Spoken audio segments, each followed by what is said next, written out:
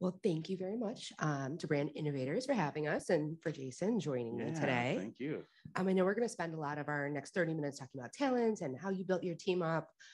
So I think it's only fair to start at the beginning and talk a little bit about how you started your career. So what was your very first job, and not marketing job, your very first job in general? Yeah, absolutely. Well, hi, everybody. First of all, thanks for attending too. Good to see everybody in the crowd. My first job was actually at there was a grocery store in my hometown called Sparkle, and I was a bag boy and stock clerk. So yes, very nice. Yeah. And were there any big learnings that you had from that role that you still use today? You know, it's funny, you don't necessarily think about it, but as you sort of look back and reflect on your career, I would say like structure was probably one, just because, you know, going from not having a job and then you finally have to like be somewhere and be on time. So that accountability, teamwork, collaboration, those are all things that I kind of think of. Yeah, and stuff I'm sure that you have disseminated to your team now. So. Yeah, absolutely. Yeah, absolutely. So let's take jump back to current day and talk a little bit about Aparium hotels. Why don't you tell us a little bit about that and what you do for them? Yeah, absolutely. So I think you guys heard a little bit earlier on in the intro, but Aparium Hotel Group, we own and operate boutique hotels, restaurants, and actually a membership club in 10 locations across the country. So we're predominantly in secondary and tertiary cities. So we're as far south as Tampa, we're as far west as Fargo, as far east as Montclair, New Jersey, which is actually outside of Manhattan, and then as far north as Minneapolis. So we pride ourselves on, you know, a very local experience. And I oversee all marketing for the Aparium brand as well as the properties. Amazing. And what did the journey look like to really get you into that role? What was kind of your experience? Yeah, absolutely. So I actually started off in retail. And I started with Target corporate out of college up in Minneapolis. And I had done, as I was kind of going through my journey in retail, I was at Target, I was at Sears, I was with General Growth Properties. I kind of stopped and did a little bit of like self-reflection and thought about like, what do I really love? What am I passionate about? And I love to travel. I love hospitality. I love experiences. And so that really got me into that space. And I was fortunate enough to start off with Hyatt as my first foray into the hospitality space. And that was such an awesome jumping off point because Hyatt really does such a great job in the hospitality space, and they're very well known. But I realized quickly that I wanted to get out of the corporate environment or the bigger brand environment and go somewhere where I could really make like a bigger impact. And so that's where Aparium came along. And I started off as a director there, and quickly found out that marketing was misunderstood, which I'm sure that many of you have run into in your careers, that everyone has their own definition and expectation of what marketing is. So I spent a lot of that initial time at the company just like educating, communicating, really diving into what we were currently doing, where our opportunities were, and really trying to show the power of what marketing can do, right? And that ultimately led to building out a true marketing department, moving into the VP role or head of marketing role, and just building out the team and continuing to build out the department. Absolutely. And I think that that is definitely a misunderstanding that happens at many companies. So yeah. What was some of the ways that you had to educate the company, and how did you go about that to really get them to understand marketing and the needs that you had for building out a team? Yeah, a lot of it was kind of, you know, first interviewing them, right? And understanding what is your interpretation, right? What overall are you, how do you look at marketing? How do you feel like we're leveraging it today? And then really diving into, you know, sort of low-hanging fruit, big impact items that we weren't doing. So in our space, paid meta is big, and that was something that, you know, we weren't involved in. So it was bringing in tools like that or bringing in platforms like that. And then just a lot of visuals, a lot of, repetition of, the principles of marketing and the basics and 101s, and just kind of going on that roadshow kind of constantly. That's always, I tell my team all the time, every day, a big chunk of your job is education and communication. That makes sense. And I think you have a really interesting story of how you went about building your team and finding the right thing. I think a huge topic for everybody right now is talent, finding the right talent, making sure that you have the right people in place to help with what is a huge role and help really do marketing for all of your different properties. So can you tell us a little bit about how you went about building that team and finding that talent? Yeah, absolutely. So the first thing that, I'll say in terms of like what I look for in building a team is I'm first looking at balance. I want to make sure that the people that are coming onto the team work well or gel well with the rest of the existing group, and not only just balance in that, but balance in skill set, right? Because at the end of the day, if you have multiple people that all have strengths in the same areas, where is that going to get you? You want to make sure that there are folks that are, offsetting some of that balance and that are smarter than me in certain areas, right? Or more potent or powerful in those areas. So I'm looking for that.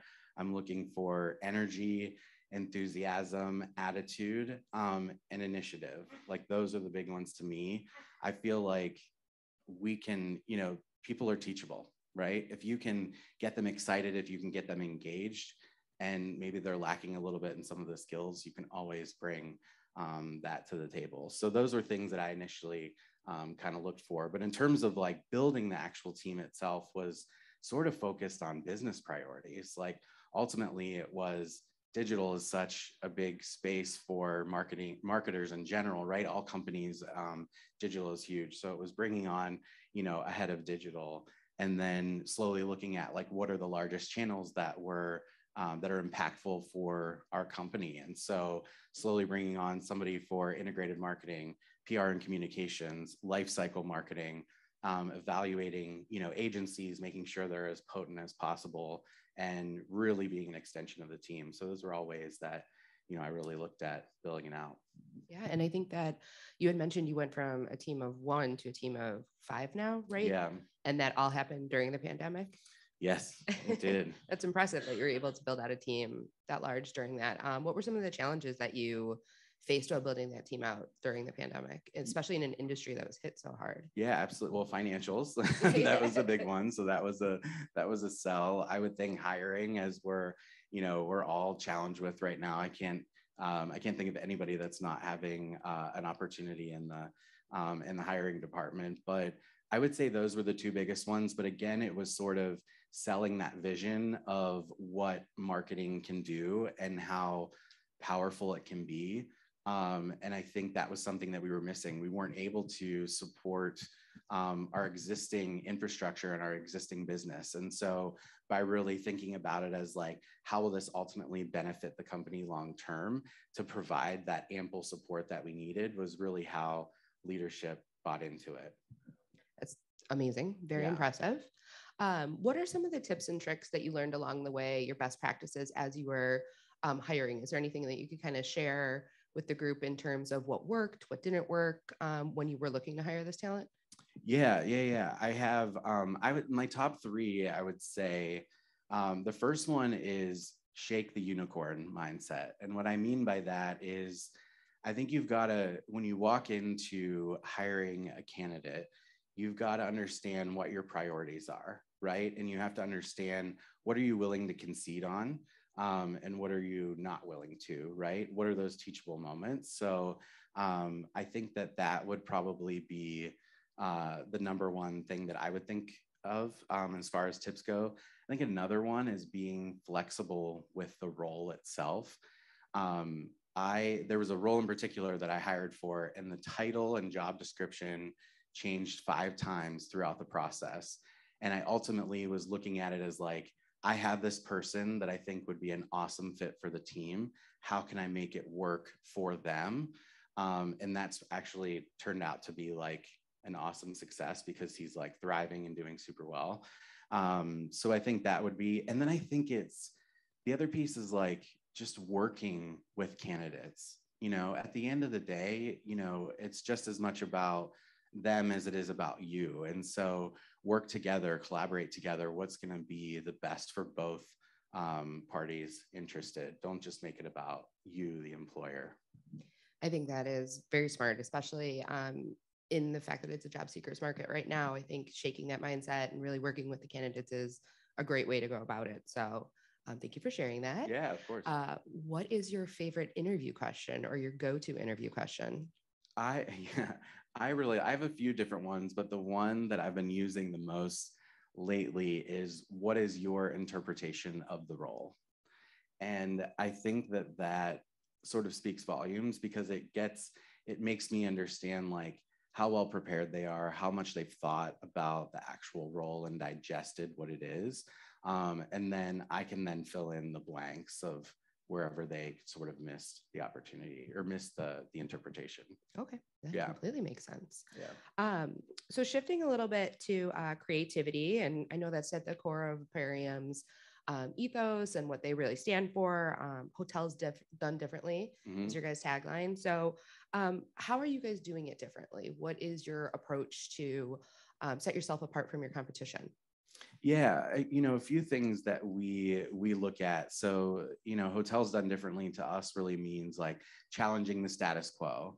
Really thinking about things in a way that's going to truly prove intuitive service. So I think a lot of times when you walk into a hotel, it might be a little bit more scripted, a little bit more buttoned up, but we're really trying to tailor our approach to that individual guest. And then we're also really leaning on, one of our core values is around translocal hospitality. And what that means for us is it's the intersection of a transient guest and a local, and where they kind of come together, right? Because we want to make sure that regardless of who you are, that you're having that local experience and you're having kind of a well-rounded experience. And so we're truly bringing in the community in all aspects. Lifestyle is a big buzzword that gets thrown around today, right? But we actually have directors of lifestyle at every property, and their sole focus is about bringing the community in, bringing collaborators, bringing in activations, programming, things that are for the local community, but also for the guests to be immersed in that destination. And that's really what helps to kind of set us apart and really think about doing things differently. Yeah, and I've been to the location in Kansas City. It's beautiful. Been to some events there, so definitely understand what you're saying with bringing in the local community. And I think that speaks really well to how you guys think about creativity and doing things differently. So how do you infuse that same creativity within your team and make sure that they are kind of thinking outside of the box? Yeah, I mean, creativity, to me, a big part of it is like making sure that you have the right environment for it, that you're sort of creating that space for team members to feel comfortable and feel okay about bringing ideas forward, right? You don't want to have an environment where, no, that's a bad idea. You don't want to stifle that. So I think by having more of like an open dialogue and again, just that comfortable, free sort of space helps to open up a lot of that creativity. And then I think the other big piece is making sure that you're putting those ideas that come forward into action. And it's not just like, yeah, in one ear, out the other. There's been tons of times where I've walked into a meeting and I was almost positive we were going to go one direction and my team swayed me in another. And I think that also proves that, there's less ego, there's more vulnerability, those types of things as well. And so that just is a combination of how you're kind of creating that space overall. Yeah, that's amazing. And you have a leaner team to accomplish a lot within your marketing department. So what's some of the ways that you keep them motivated and really strategically keep them on task? Yeah, we party a lot. No, I'm just kidding. No, it's a good way to do it. Yeah. I'm a firm believer in like pausing and celebrating the wins. Like I know that's kind of cheesy, you hear that, whether it's small, whether it's big, but like an example of that is we do quarterly planning sessions as a team. And for our Q1 session, we did a champagne toast to each other to kind of congratulate on everything that we accomplished in Q1. And I think that was like really impactful for them, that we stopped and said, holy crap, we accomplished so much in this first quarter. And then we kind of went into, what are our priorities for the coming quarter. And I think by number one, celebrating those, but then as a group, really setting those priorities on a quarterly basis, everyone's on the same page. Everyone knows what everyone's working on, and there isn't this like, misunderstanding of what each other are working on, or everybody can kind of be an advocate for one another. Like, oh, digital's doing this, that's why they can't prioritize your request or your work or whatever it may be. So that's one way that we do it. And then I actually use a filter. We have 4 like key criteria for taking on things on the team. Again, we're super lean for having over 25 brands across our hotels, restaurants, rooftops, et cetera. And so we use a filter around like, what is the impact? What's the revenue associated? Is this going to help long-term? So those are all like, ideas of kind of what we use that filter. And then if something comes on, something goes off, because we can't take everything on, and I don't want to burn out the team. So yeah, the filter, when we were talking during our prep meetings, I found that to be so interesting that, you have a very set of criteria that you're making sure that your team is going against. So I think that is a great way to go about it, especially when working with a leaner team. Yeah. We talked a lot about your team, but you personally, where do you find your inspiration from? Where do you kind of generate those creative ideas? Yeah, I mean, I follow so many different people and publications, but I think that at the end of the day, it's from my own personal experiences, whether that's like traveling or going to, a new restaurant in the city or something along those lines. I'm very much like a sensory person. So that's where I would say I gain the most. And then usually it like sparks an idea that sparks another idea that sparks another idea. So, yeah. Amazing. And what are you most excited about for your team from a marketing standpoint as you head into the back half of 2022 and looking forward to 2023? What really excites you? What do you guys have your eye on? Yeah, that's a good question. So part of my vision for building out the team is like, I want to be the best in class in the hospitality industry. Like I want people to look to Aparium as like, this is how you do marketing. This is the right, they're doing new and innovative things. They're thinking about reporting differently. They're thinking about how they're tackling the industry differently. And so I think we're really building that team to get us there and kind of be that almost internal agency, if you will. So that's one thing that I'm super excited about. And then we're doing a lot of work with our websites right now that is just a different way to kind of look at things, really focusing so much more on performance and focusing a lot on, load time and visibility, but then also thinking about how we tie all of the brands in together, which is exciting because that's going to help us leap forward to our like B2C refresh rollout.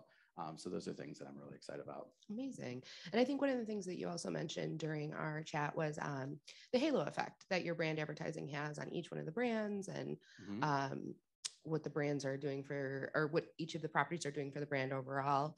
So can you talk a little bit about that as well?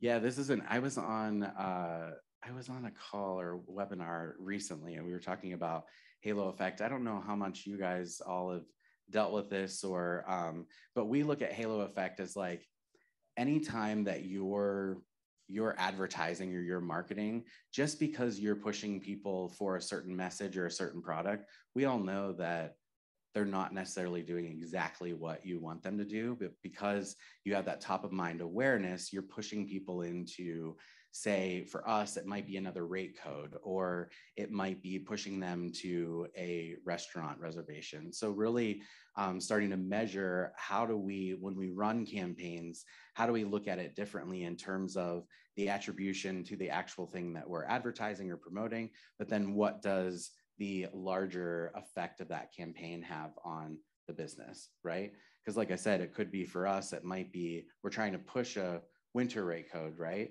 But we're also pushing a ton of people into our best available rate code.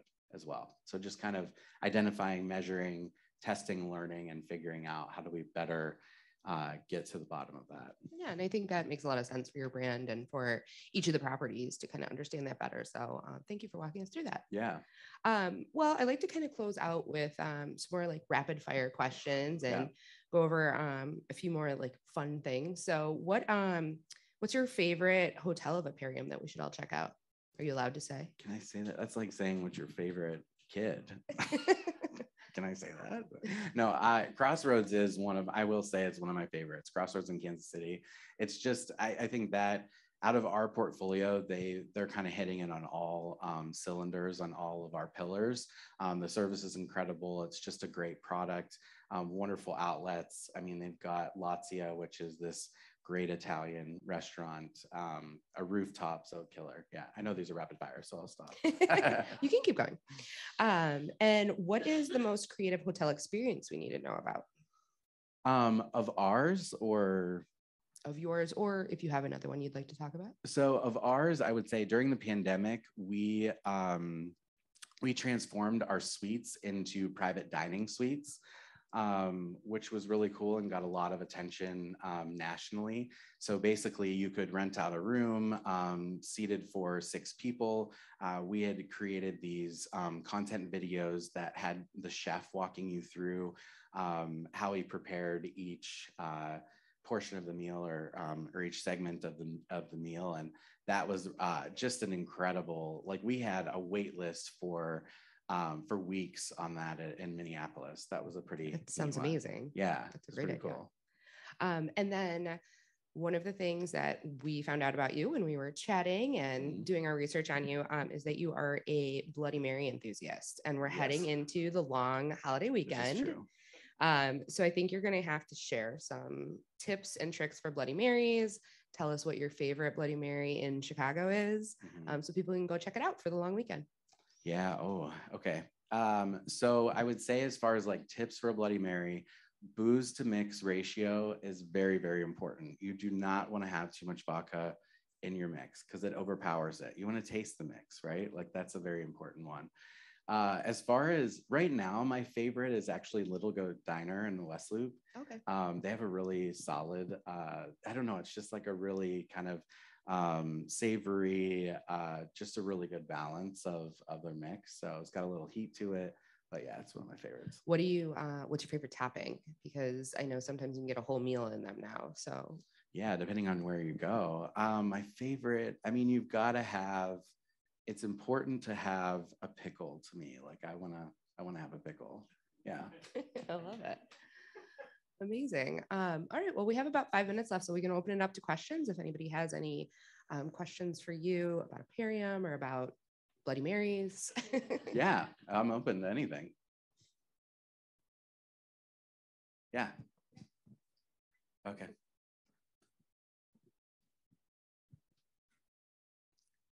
In the hospitality industry, we know it's very competitive, and how to keep your brand top of mind. What have you guys found in your space has been the best way to get word of mouth out, brand awareness? Did you have multiple different lines of business within your group?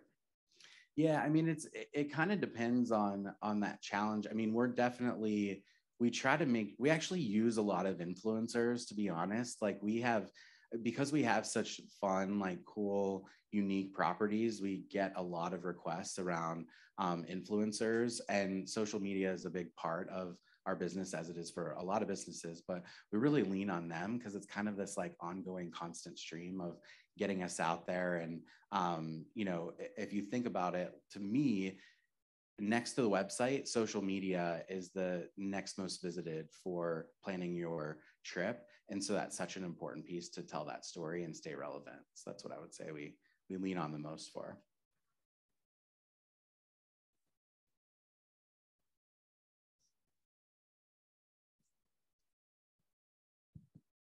Yeah. So the question that I have is pre-pandemic and post-pandemic, like the entire perception of travel changed with Airbnbs and everything, and it got tremendous amount of like attention everywhere. So as a brand, what is the fundamental shift that you have seen that you think has changed the marketing or your brand efforts, or what's the one major shift that you have seen in terms of how you are approaching your spreading the word about your brand? Yeah, that's a really good question. I kind of feel like messaging is probably the biggest thing. I think that more so than ever is making sure that people are extremely informed about what we have to offer. During the pandemic, it was about the precautions we were taking or whatever it may be. But even today, it's like, you know, really bringing everything forward. That, you know, there's things on our websites that we've noticed over time that we were kind of missing, and they're sort of simple things. So bringing those things forward. For example, like, you know, we have a lot of business travelers that come in, and we don't necessarily have a landing page that is centered around business travelers, right? So even though some of the amenities that we have are sort of, you know, of course you're going to have those, you want to bring them forward in terms of working space, Wi-Fi, fitness center, those things that will appeal to that customer. So we're kind of thinking about that a little bit differently. But as far as the Airbnbs and, you know, other companies like that, we really position ourselves as like, our sweet spot is 125 rooms. These are smaller, more intimate hotels. When you come for meeting space, there's about 5,000 square feet of space. So it's yours. You're not, you know, amongst like a 25,000 square foot ballroom of multiple different groups that are coming in. So we've really thought of it that way, as that, like that more intimate gathering. Yeah. The challenges, if any, about third parties, you know, like the Expedias of the world, and people traveling directly with them, probably losing that data equally as important as losing that consumer experience, right? Can you talk about how you put your brand first and saying, book with us directly instead of going through Travelocity and all of those? Yeah, it's a challenge, and it's a balance, because there's, you know, there's a part of us that like has to lean on the OTAs or those third parties, especially for new hotels who maybe don't have the awareness. But for our more mature hotels, we can kind of shift away. And so we do that by really focusing on what we call our direct booking strategy. So thinking about those channels where we can get first party data, where we can get in front of them, you know, further upstream. And really communicate the benefits of booking direct. That's actually something our team is working on right now.